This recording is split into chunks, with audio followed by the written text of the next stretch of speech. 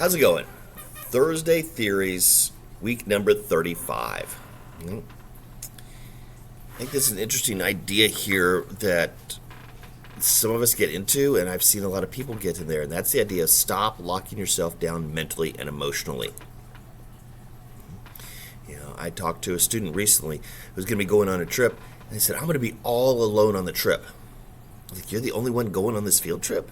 Which I knew wasn't true, but I needed to get them to a point, so we had this discussion. I'm like, I don't know. Oh, there's people going. None of my friends. So I'm going to be emotionally alone.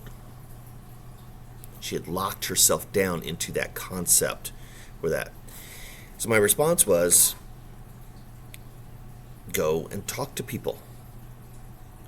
They're classmates. They're people that you see every day. Instead of saying that you are emotionally alone and choosing to be emotionally alone, you have the opportunity to not be. The idea that I was trying to get across to this student was don't lock yourself down. They had decided that they were going to lock down, that they didn't know anybody, so they weren't going to talk to them. When in fact, I know they know people that are on this trip because they've been in classes with them over the last several years. They've seen them in the hallways. They may not have been friends with them or maybe vague acquaintances, but it's an opportunity to talk.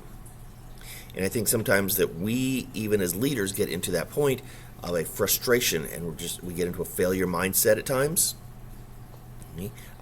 But I think also sometimes we go the opposite direction and we lock ourselves into being emotionally or mentally like, this is great, this is awesome, and we ignore problems as well. And that's a different version of locking it down. So I challenge you to think about yourself and how you're processing things and how you're handling things, but whether it's your students or the people that you're leading in your organization or whatever that may be, fellow team members, how is it that we can help to learn to open up emotionally and mentally so that we can learn to grow and not lock ourselves down?